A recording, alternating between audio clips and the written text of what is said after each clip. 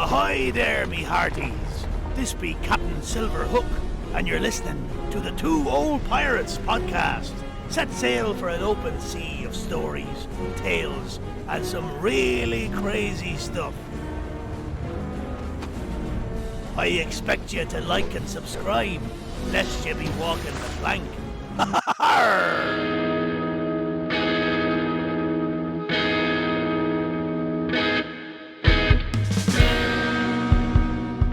Hey everybody, welcome to podcast 57 of the Two Old Pirates. I'm Eric. I'm Vinny. And we're back. We just released our latest episode, and I was telling Vinny it was doing really, really well. We had a lot of people go ahead and give us really, really nice comments, and they really, really enjoyed the misconceptions or we've been lied to episode. So we decided this week we'll do part 2. Do another one. Back to back. It works for movies. Heck yeah. I mean, Empire Strikes Back, Die Hard 2, Jaws 2. Austin Powers 2, The Spy Who Shagged Me. Godfather Part 2. Pokemon the first movie 2. Sonic the Hedgehog 2. That was a good movie. I saw that Paddington 2. If you haven't seen that, it's actually a good movie. But anyway, so we want to talk about misconceptions or things that we've grown up with, Part 2. So we'll just start off. We'll just start bantering. When you do this, and you pop your knuckles, that didn't work out real well. I heard it. I still heard it. Okay, popping your knuckles, for years and years and years, they would tell you what? That it leads to arthritis. Arthritis, and your hands would be all, oh no. They've actually found out, that that's synovial fluid, and that's just you misplacing it or pushing it to the side in the knuckle as you push or pull, and the pop you hear is just the fluid moving. It does not lead to any form of arthritis. That is genetics, almost 100% genetics.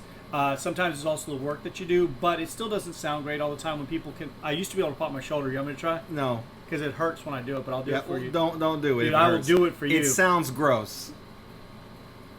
Just cracking the knuckles sounded gross. I'll do it for you. Oh! You idiot. Jesus Christ. You idiot. I'm too old for this. That did actually. All right, I'm going to do another one, and then I'm going to let Vinny jump in. You're going to get arthritis now. I don't know if there's any synovial fluid back there. I think that's just my bone. All right, the second one. There was an amazing documentary that was released years ago called March of the Penguins, and you had God's voice, Morgan Freeman. Narrated by Morgan Freeman. He could do anything. But a lot of people came away with that, with the assumption that penguins mate for life, like wolves do. All right.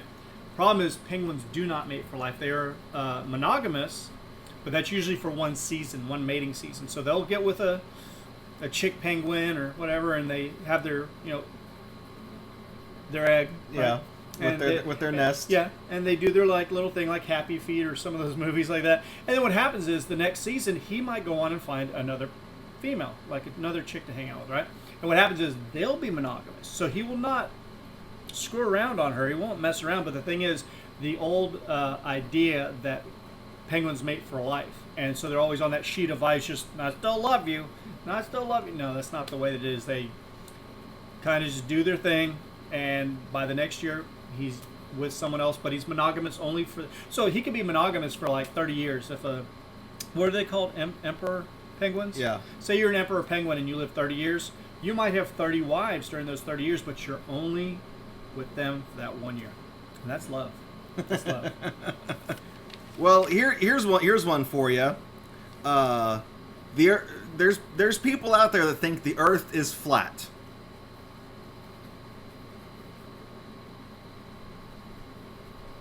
The Earth is not flat. We've known for many centuries that the Earth as a celestial body is spherical. Actually, it's more ovoid. It's not a perfect sphere. But the Earth is in fact round. It's not just flat.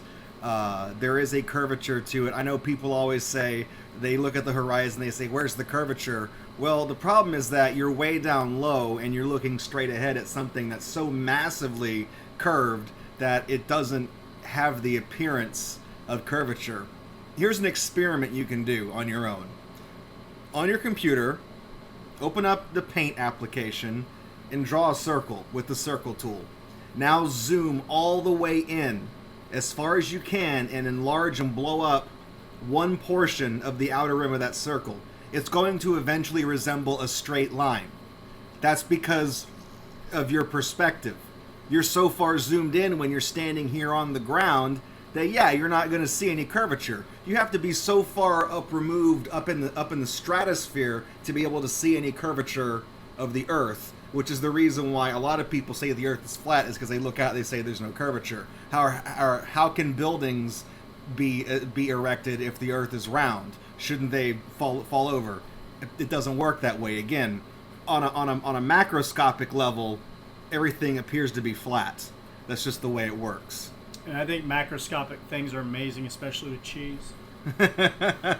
Here's a piece of video game trivia for you, since you guys know I'm the video game guy. The character that we know as Super Mario debuted in the game Donkey Kong, the arcade game. Except here's the thing. His name was not always Mario. In Donkey Kong, he's known only as Jumpman. So they really got ahead on that name. Yeah. And Nintendo did not name him Mario until the arcade game Mario Brothers, when they reused the character and gave him his brother Luigi, who is player 2. So yes, if you ever... And Mario Brothers is much bigger worldwide than Donkey Kong. Yes. So if you ever look at Mario Brothers, just think he was a repackaged character from an earlier game. And so if you ever get an original Donkey Kong game, or you can see it anywhere, you look at the little guy running up the thing against, Donkey Kong, that's Mario. It's just it is. They called him Jumpman. Pretty simple. Two different things. The first thing is not the band Iron Maiden, which is considered, by most metalheads as one of the greatest bands ever, but they got their name from an age-old device. A torture device. Yeah, a torture device that was called the Iron Maiden because the person would fit standing upright in it, and then you could close it, and there would be spikes, and they would go through the person and kill them. Well, the problem is that never existed. Iron Maidens were actually invented for circuses, and they were given the label as the Iron Maiden, that it was a medieval torture device. And in all actuality, a guy invented it, and it became much more popular, and it went from circus to circus, town to town, city to city, country to country, and it spread like wildfire. That people used to be put in these and impaled with these spikes, and it never happened. Yeah. Just never happened. The other thing is, and this is a touchy subject because it just is, because we try not to get too, you don't really hear us very often cuss or anything like that, but some people seem to have the thinking that if a female is on her menstrual cycle, that she cannot get pregnant. Growing up, this is a fallacy that guys who talk, they're like, oh man, if she's on her, then she can't get pregnant because she's on her. And there is a portion of time there, and I know any female that is listening is probably like, duh, stupid. I'm letting you know, ladies, there's a lot of dumb guys out there. And they believe that as long as you're menstruating, that there's no way that you can get pregnant, but there is a time period within that menstruation cycle that the egg is not passed through the menstrual cycle and is still fertile and ready to go. And if you have sex during that time period, during the menstrual cycle, the egg can still be fertilized. And you can still get pregnant. And then be like, that's impossible. The only time I ever did anything, I was that time. And you can still get pregnant. So anybody who's listening to this and they think that would be a good birth control method is to wait for the menstrual cycle to have sex, you're still playing with fire. Yeah. So I've got one for you. For all of our chefs out there, have you heard the story that adding salt to water makes it boil faster? Heard that growing up my whole life. You put it in there. Yeah. From numerous families I've been around and stuff, they've all said you put some salt in, it'll help it boil. It does not. In fact, if anything, salt makes it harder for water to boil but you'd have to put a lot of salt in the water for that to happen. If just putting a little dash in there is not going to affect the boiling point at all. It's going to be completely negligible. So putting salt into water does not make it boil faster. However, putting salt into ice water does drop its temperature faster. This is the reason why rock salt is used when you make ice cream.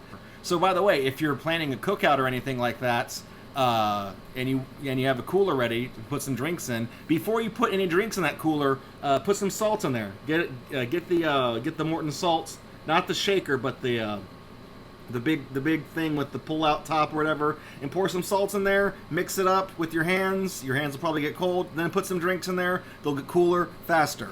And Promise. if a neighbor sees you and says, "That's crazy, you're supposed to put salt in water to make it boil," you say, "No, I heard that from the Two Old Pirates." Yeah. Here's one talking about food. There's a certain time of year that's my favorite time of year, and that's Halloween, because that's when all the spooky monsters come out, and they put all the horror movies on TV. There's no time of year quite like Halloween. And one thing that kids always do on Halloween is a tradition, is that kids go trick-or-treating. They go door to door. Sometimes like little local businesses will have little Halloween trick-or-treat stops and shops set up. And you go door to door and you get candy from your neighbors. And sometimes there's that person on the block who gives out the full-size candy bars. And those people are legends. And the exact opposite are the dentists that live in your neighborhood. They give you the small little bitty toothbrush and the crest to brush your teeth and say, "Hey, I'd rather have you not have cavities." I'm all like, dude, I would be giving them more candy so they have to come to my business. Exactly. The dentist should be the one giving out the full-size candy bars. Yeah. So anyways, I talk about Halloween and getting candy because a very common thing that's been heard since around, I guess, the 60s. Maybe around that time. I grew up as a kid in the 70s and 80s, and I was always told the same thing. Yeah, I remember it being a big deal in the 80s, but I think it started in the 60s of watch out for poison candy or people putting razor blades in apples. And to this day, there have been 0 recorded cases of a child dying or becoming injured from poisoned or tainted candy or food that they were given on Halloween. Zero. None. There have been millions of parents, as soon as the kid comes home, they empty it on the kitchen table and start going through it to make sure that their children are safe. And yet, no cases. Not one. That doesn't mean that That doesn't mean there's not crazy people out there. Yeah. That just means there's been 0 recorded cases. So either you're doing a good job going through the candy, or nobody's doing it and it's just a moral panic. All right, from Scotland. If it's not Scottish, it's crap. Yeah. The old Saturday Night Live skit with Mike Myers. Scotland is known for a lot of different things and stuff. You know, in the winter, it's very, very cold. In the summer, it's very, very cold. It's rainy. it's very shite weather, as they would say. But the one thing that a lot of people associate, one main thing, is the bagpipe. Yeah. That horrible instrument. Sounds like you're squeezing an animal to death and then it's screaming and stuff. But the thing is, some people love it, especially when they play certain songs. But the thing is, that is one thing that is 100% attached to Scotland, yet it's not Scottish. Nope. It was found in the Middle East. It was invented in the Middle East from different, like camel intestines and stomachs and stuff like that, how they do it with the sheep intestines and stomach. Well, the stomachs, not the intestines so much. But the thing is, the bladder. Mm-hmm. I don't know. We might be wrong on the bladder or the stomach, but it's a part of a freaking animal, all right? But the whole thing is, it came from the Middle East centuries before it was ever found in any part of Europe, especially Scotland. So you're talking 200 to 300 years before it was in the Middle East, and they were making crazy noises with stuff, and people were probably looking at those people doing, Ahmed, why are they doing this? I don't understand. And now they're in Scotland. They're doing like, Freddie, why are you doing this? I don't understand. I don't know what I'm doing. I don't know what those voices are. That was an Irish Australian thing or something like that. But anyways, yes, bagpipes are not native to Scotland. They're native to the Middle East. Okay, another thing is you've always heard, don't wake a sleepwalker. Oh yeah. Don't wake sleepwalkers because they'll just violent. They'll just become like Bruce Lee, Chuck Norris incarnate. Right? They just they actually say most times if you try to wake a sleepwalker that they'll basically be confused because they'll be like, "What am I doing standing up? I thought I was in bed and stuff." They're not going to be like in Step Brothers where they're cooking things and putting things in the oven and putting things in the refrigerator and stuff. They found out that that's basically not true. That they're not going to be violent or just do things like that. Or that the shock from waking up will actually kill them. Yeah, a lot of people have said if you wake them up while they're walking, they could die from shock. No. What's going to happen is where am I, Mom? Where am I, Dad? And you're going to bring them back to bed, and they're going to go back to bed. But no, when Popeye's getting his butt kicked by Bluto and everything, what's he always reach for that gives him superpowers? Can of spinach. Can of spinach. And it's believed that spinach was healthy for you because it contained a lot of iron. Now, this initial assessment of spinach turned out to be incorrect. And it's also, people have tried to find a reason for where this fallacy came from. They attributed it to a decimal point error from a research That's what I'd always paper. heard, that somebody had made a decimal point, and it looked like 10 times the amount of iron that would be in spinach, so that would make you really, really strong, but... That's also a fallacy. That's also untrue. So nobody really knows where the rumor started that spinach was very, very high in iron. And in fact, even the creator of Popeye actually said it's not the iron content in spinach, it's vitamin A. So that's what makes Popeye strong. It's not the iron that gives him the big battleship muscles whenever he flexes his biceps and like tanks appear inside of his biceps and stuff like that. No, it's just the vitamin A, which iron is a good source of. So when there's a ship at sea and it's in trouble, or when there's a downed aircraft and there's Morse code being used, the thing you've always heard is SOS, which supposedly stands for Save Our Ship or Save Our Souls. And there's a really big hit in the 70s by ABBA.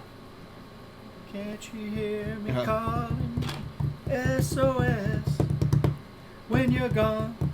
Well, how can I even try to go on? Well, SOS is an international standard for being in distress. It is. But it doesn't mean save our ships or save our souls. It doesn't mean any of those things. What it is in Morse code, an S is 3 dashes, an O is 3 dots. So SOS is just a repeating pattern of 3 dashes and 3 dots. And it's a very easy pattern to remember.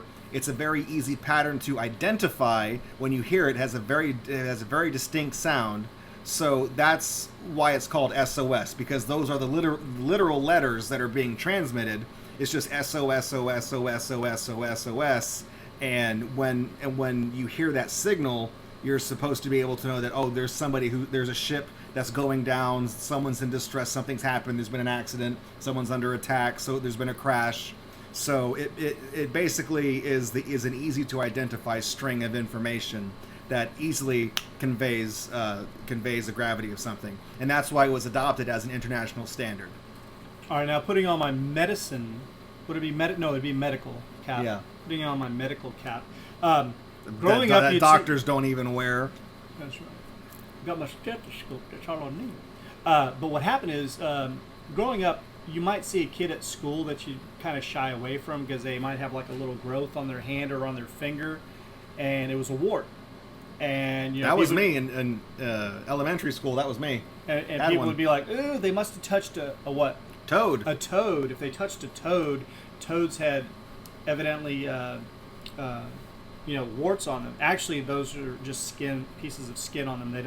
They're not warts, and they don't cause warts. The only thing that can cause a wart to transfer from one person to another is a person. Humans are the ones who transmit it. It's a virus, basically, and it just goes from hand to hand, or on your leg or on your toe or something like that. And so the wart virus, the HPV, human papilloma virus. Is that what it is? Yes. Okay. But there's shots for that now. Yes, there are. So nobody has to get it. So the next thing that we're going to talk about is that we talked about, and I've had several people ask me about this, about the every 7 seconds men thinking about sex. And since the last podcast that we did this, I've had several females, ladies, reach out to me saying, that's not true though, right? I said, no, we told you it's not true. We'd be crazy if every single 7 seconds we thought about sex. Well, there's another one that's been going around for years and years and years saying that during your lifetime, the average human swallows 8 spiders per year. Sexy. So they're trying to say that you're laying there in bed and itsy bitsy spider comes along and just decides to crawl down your throat and you swallow it, and that every human averages about 8 per year. So, less than 1 a month. What happened is spiders usually are found in areas, unless they're caught out in the open, they're usually found in areas where they might find prey or where they could have, they could spin their own web. Yeah. So they're not going to find that on a bed. They're not going to find food on a bed that they would consume, and they're not going to find a place on a bed to go ahead and have a web. So therefore, for them to be consistently crawling on beds to where we're swallowing them 8 times a year is scientifically highly unlikely. And they said, if ever, you might never have one even in your mouth during a lifetime, never mind 8 a year. Yeah. So the fallacy is, no, we don't swallow 8 spiders a year. You would have to intentionally eat spiders. Oh, Wizard of Oz. Great film, a historical film, but one thing that people assume about The Wizard of Oz is that it was the first color film. And that's because it was filmed in sepia when Dorothy is in Kansas, and when she gets whisked away in the tornado and steps out into Wonderland, the world's in color. So they thought that it was the first film that transferred from what we call black and white to a colored world. Yeah. And that's why it's so famous and it's shown every single year, because it was the first, it was groundbreaking. Yeah. But it was not the first color film. It might have been the first to have that amazing transition from black and white sepia to a color for the rest of the movie, and then back to sepia whenever Dorothy goes back home. But it was not the first color film. The first color film was actually The Life and Passion of the Christ, which was a French silent film from 1903. So that's what, 119 years ago? Yes. Think about that. So the first color film, which was it was a silent film. So therefore, they were not able to add sound to it yet, but they were able to add color for the first time. And although it's not as vibrant and stuff as 1939, it's still the first time ever that you saw color, which we saw just before this. We watched some short clips, and it is pretty amazing to see something 119 years old in its infancy. Yeah. And it is in color. The title cards are in very stark red, and then it seems like what's colored are the brighter shades, things that are like your yellows, your blues, your greens. Those tend to pop a little more on the film, we noticed. So everything else was still kind of muted, but the process of making color film was in its infancy. Nobody, these guys were pioneers doing what they were doing. This was before Technicolor. This was before Kinecolor. So this was before all of that. This is just somebody making a religious film. It's about 44 minutes long. I don't know how many reels that is back then, but you can watch it for free on YouTube if you're interested in it. It's called The Life and Passion of the Christ from 1903. Not The Passion of the Christ, the Mel Gibson movie. Not the Mel Gibson movie. This is the original 1903 French movie. But since it's silent, it doesn't really care. It doesn't matter that it's French. It doesn't matter that it's French because it's all silent. just acting. Let's talk about painting for a little bit. Now, everyone knows that Vincent Van Gogh famously cut off part of his own ear. And what is most commonly attributed to that, is that he did it out of a jealousy or a quarrel with a lover of his. That a girl wounded his heart so deep that he decided just to take revenge on it, and he cut off part of his ear, cut off one of his earlobes, just to spite her, to get even at her, to say, "Here's how you hurt me." Except that's not what really happens. That's a great romanticization of what happened, but how it actually went down is Vincent Van Gogh got into a tussle with another painter, and in the heat of the moment, he cut off one of his own earlobes. It wasn't because of a girl, it wasn't because of a broken heart, it wasn't out of romantic anger or anything like that. He was just in an argument with another painter, and then that's when he went, and then he had that famous painting of himself with his ear bandaged up. And when I had first heard this story years and years and years ago, some of the original details to it was that he was in love with a prostitute, and of course she was in it for the money, and he fell in love with her emotionally, that to prove his love to her, that he had cut off his entire ear and mailed it to her. And then over the years it changed to where it was part of the ear. Then it went down to the full lobe, the full earlobe. He'd cut that off. And now it's down to more than likely he was having an argument with that other famous artist. And a nip, cut off a little nip of it. They've never found anything in any literature that shows that it was a woman was ever actually involved. All right, if you head back to the 1980s, there was a thing that kind of just washed over America. And it was the idea of the Japanese ninja. Oh, yeah. Wow. I was in yeah. it. All my friends were in it. You had to get the black outfit with the hood and yet the size. The ninja stars. The ninja stars. You had to be into this ninja stuff when you were 13 or 14. This stuff was like revolutionary. It was so cool and stuff. They brought out all these movies, American Ninja, and Ninja Force. And Ninja Cop. Yeah, everything. Everything was ninja. And you'd see all these guys dressed up with these outfits. And sometimes they'd have a red outfit or a white outfit, but the black outfit was the number one outfit that it always seems like ninjas wore. And so for teenagers in the 80s that saw this, we went along with it. And like I said, we bought all these stupid things because they were costumes. We were like really into it and stuff. The problem is ninjas never dress like that. It's part fiction and part folklore in Japanese history, but ninjas actually were assassins against the head of large families in Japan. And they would hire who? Samurai. Yeah. The samurai were hired as protective guards of the families, and the ninjas were the assassins. So there was a lot of fighting between ninjas and samurai. But ninjas usually dressed in everyday clothing so they could fit in with the rest of the surroundings, so the different people of the city, so they wouldn't be so visually, like if you're running around in an all-black outfit in the middle of the day, scoping out like, no, I'm just looking at the house. They're going to know who you are and they're going to kill you and stuff. So they would wear what the average peasants would wear as they would look at, and then they would go in and do their dirty business at night to go ahead and kill. But they didn't dress in black or anything like that. That's just, and then once it made it to the movies and kids like me, at 13 saw that, we're like, oh, dude, ninjas. And you saw all these different Asian import businesses, like I think it was called Chan's Import. Yep. Up Chan's in the mall. Imports, Padre I Staples. bought my first throwing stars from there, and I bought my whole ninja outfit from there because me and all my friends had to have this stuff.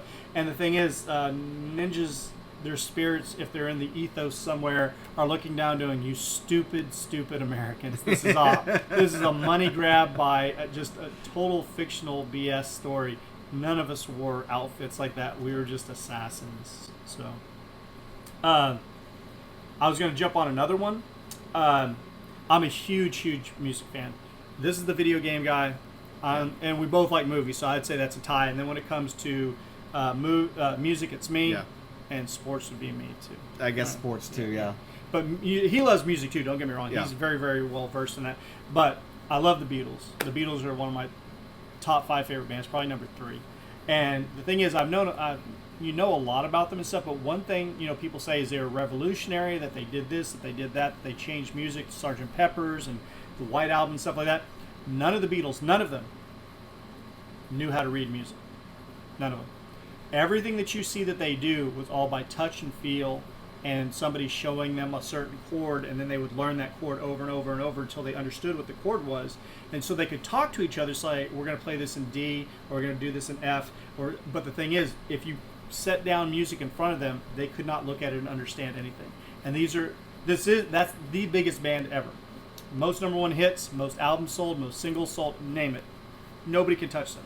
But here's one that is a part of American history that is not. It's not one of the bright spots of American history. I'm talking about the Salem witch trials, where there were. Where's Salem at? Massachusetts. Where was I born? Massachusetts.